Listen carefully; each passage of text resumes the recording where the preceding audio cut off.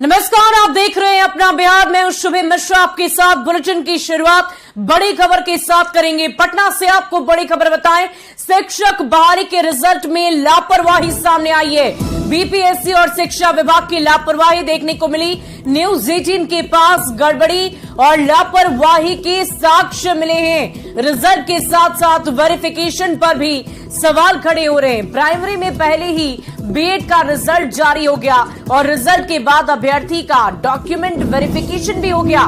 पश्चिमी चंपारण में महिला अभ्यर्थी पकड़ में नहीं आई। वेरिफिकेशन के बाद ट्रेनिंग के लिए लेटर दिया गया।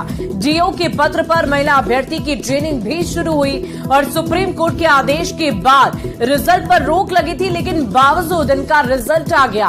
बीपीएससी ने प्राइमरी में सीटेट के बीएड का रिजल्ट नहीं जारी करने को लेकर निर्देश जारी किए और इसके बाद भी अभ्यर्थी का रिजल्ट कैसे जारी हुआ, ये एक बहुत बड़ा सवाल है। फुल प्रूफ सिस्टम के बाद भी असमंजस में इस वक्त अभ्यर्थी हैं। और देखिए, पटना से हमारे संवाददाता रजनीश कुमार इस वक्त हमारे साथ फोन लाइन पर हैं। रजनीश, ये बहुत बड़ी गड़बड़ी है। एक तरफ जहां सुप्रीम कोर्ट की तरफ से निर्देश को जोड़ दिए गए और इस अभ्यर्थी का रिजल्ट भी पब्लिश हो गया, तो साक्ष्य हमारे पास है और आगे क्या कुछ कार्रवाई की जाएगी?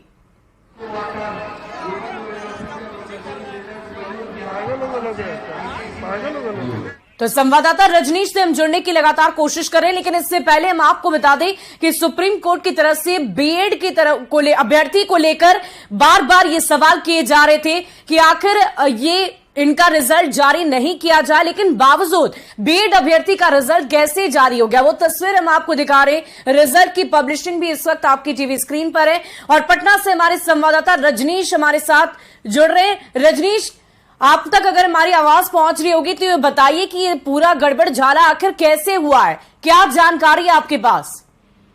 बिल्कुल, देखिए, बिहार के अभ्यर्थियों को या लोगों को यही जानकारी है कि सुप्रीम कोर्ट ने जो आदेश दिया था बीपीएससी ने हूबहू उसको फॉलो किया है। लेकिन जिस तरह की लापरवाही अभी सामने आई है और न्यूज 18 के पास जो साक्ष्य हाथ लगी है, कुल मिलाकर शिक्षा विभाग हो या बीपीएससी हो, आनन फानन में जो है रिजल्ट जारी करवा दिया है।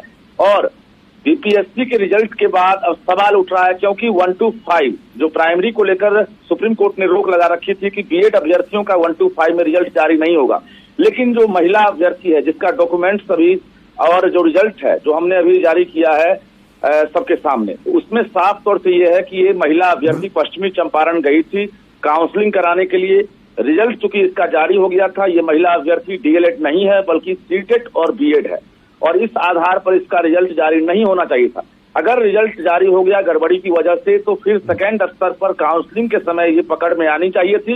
लेकिन हैरानी की बात है कि शिक्षा विभाग के द्वारा जो काउंसलिंग कराई जा रही है उस दौरान भी ये महिला पकड़ में नहीं आई, जबकि सारा डॉक्यूमेंट्स इसने सबमिट किया। यानी 1 to 5 में सीटेट बीएड होने के बावजूद इसको बतौर ट्रेनिंग के लिए लेटर भी दे दिया गया और पश्चिमी चंपारण जिला शिक्षा पदाधिकारी के आदेश पर इसकी आपसे ट्रेनिंग भी शुरू हो गई है। ये विडंबना है कि फुल प्रूफ सिस्टम का दावा किया गया था। 3,80,000 जो बीएड अभ्यर्थी हैं उनके रिजल्ट पर रोक लगा रखी है, लेकिन इस महिला अभ्यर्थी का रिजल्ट कैसे जारी हो गया? अगर जारी हुआ तो फिर सेकंड स्तर पर पकड़ में क्यों नहीं आई? जो डेटा एंट्री ऑपरेटर जो वहां पर वेरिफिकेशन करते हैं, क्या वो इस बात की जांच नहीं करते हैं कि इसके पास कौन सी डिग्री है, कौन डिग्री नहीं है और कोर्ट ने क्या आदेश दे रखा था? कुल मिलाकर सभी मामलों पर बीपीएससी को संज्ञान लेना चाहिए और इस पर तुरंत नोटिस जारी करना चाहिए कि आखिर ये गड़बड़ी बीपीएससी से कैसे हुई है और शिक्षा विभाग द्वारा जो काउंसलिंग है उसमें पकड़ क्यों नहीं सका है। जी वाकई रजनीश जी, बहुत बड़ी गड़बड़ी है। एक तरफ शिक्षक अभ्यर्थियों के रिजल्ट पर रोक लगाई गई और दूसरी तरफ वेरिफिकेशन की प्रक्रिया तक में इस महिला को नहीं पकड़ा गया। जाहिर सी बात है, शिक्षक अभ्यर्थियों का आक्रोश और बवाल जायज है। उनकी तरफ से आंदोलन को लेकर भी चेतावनी दी जा रही है। बहुत बहुत शुक्रिया आपका हमारे साथ जुड़ने के लिए, तमाम जानकारी के लिए। तो शिक्षक बहाली से जुड़ी हुई ये बड़ी जानकारी आपको दे रहे हैं।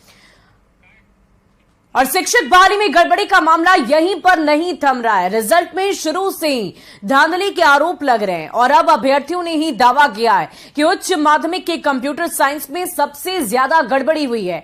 और गड़बड़ी की बात खुद बीपीएससी के चेयरमैन अतुल प्रसाद ने भी सोशल मीडिया एक्स पर पोस्ट कर मानी भी है। अभ्यर्थियों का दावा है कि फर्जी सर्टिफिकेट की बात सामने आने के बाद भी आयोग ने फिल्टर करने के बजाय रिजल्ट जारी कर दिया और ऐसे फर्जी अभ्यर्थियों की संख्या करीब 700 से लेकर 800 तक हो सकती है और ऐसे में योग्य अभ्यर्थियों का हक मारा गया है। और अधिक जानकारी दे रहे हमारे संवाददाता संजय कुमार। बिहार लोक सेवा आयोग द्वारा 1,70,000 शिक्षक पदों के लिए परीक्षा परिणाम घोषित कर दिया गया है, लेकिन इसके साथ ही कई सवाल भी उठ रहे हैं और सवाल उठाने वाले और कोई नहीं, अभ्यर्थी हैं जो परीक्षा फल को त्रुटिपूर्ण मान रहे हैं और कह रहे हैं कि परीक्षा फल निकाला गया है या मेधावी छात्रों के साथ खिलवाड़ है। कैसे खिलवाड़ है? खिलवाड़ी सर हम नहीं कह रहे हैं कि त्रुटिपूर्ण है, ये खुद माननीय अतुल प्रसाद सर एक्सेप्ट कर रहे हैं अपने ट्विटर के माध्यम से कि बहुत सारे अभ्यर्थियों ने अपना सर्टिफिकेट गलत तरीके से आवेदन किया है, जिसकी देखिए ट्वीट है और उसका क्या लिखा है इसमें? लिखा है इट हैज बीन। तो बिल्कुल यहाँ पर देखिए, it has been found in the scrutiny of TREDB that many candidates had submitted wrong certificates. ये अतुल प्रसाद जी का ट्वीट है। ये खुद एक्सेप्ट कर रहे हैं कि मेनी स्टूडेंट्स ने है जो सबमिटेड किया है, वहाँ सर्टिफिकेट जो है वो रॉन्ग है। इसके बावजूद सर ने इन लोगों को रोकने के बजाय इनका सूची रिजल्ट में जारी कर दिया। तो जब ऐसे अभ्यर्थी रिजल्ट में जाएंगे तो ऑब्वियस बात है कि जो एलिजिबिलिटी क्राइटेरिया STT 2019 और BPSC TRE 26/2023 की जो न्यूनतम शैक्षणिक योग्यता है उसका धारण करते हैं, वो तो या तो बाउंड्री लाइन पर रहेंगे जो बाहर हो जाएंगे। इसका टोटल आवेदन में 1638 ऐसे अभ्यर्थी थे जिनका आइडेंटिटी मार्केबल है, ठीक है, कुछ न कुछ उनके यहाँ दिक्कत है, लेकिन उनमें से जो हमारे नज़र के सामने है वो लगभग 700 से 800 स्टूडेंट ऐसे हैं जो रिजल्ट में अपना स्थान बना लिए हैं। रिजल्ट में उनका रोल नंबर है और डिस्ट्रिक्ट भी अलॉट कर दिया गया। तो वहाँ से फिर ये हम लोग जो जेन्युइन अभ्यर्थी हैं, जो न्यूनतम हर क्राइटेरिया को फुलफिल करते हैं, वो यदि जो एक कट ऑफ मार्क्स पे जो आते हैं उनके साथ तो नाइंसाफ़ी हो गई।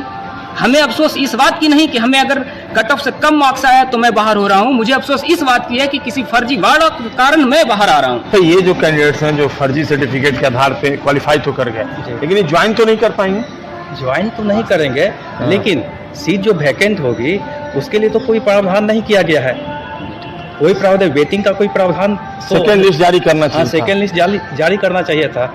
मेरिट लिस्ट भी जारी करना चाहिए था। मेरिट के अनुसार मतलब जो भी खाली रिक्त स्थान अब जो पोस्ट वैकेंट होगा इसको सेकंड में मर्ज कर दिया, सेकंड में मर्ज कर दिया। तो ऐसे में लगता है कि आप लोगों के साथ नाइंसाफी होगी, जो बिल्कुल एकदम क्वालिफाई करने लायक थे, इन लोगों के चलते आपका रिजल्ट रुक गया। जी, यही बात है ना कि फर्जी डॉक्यूमेंट्स के आधार पर भी परीक्षार्थी परीक्षा में बैठे थे।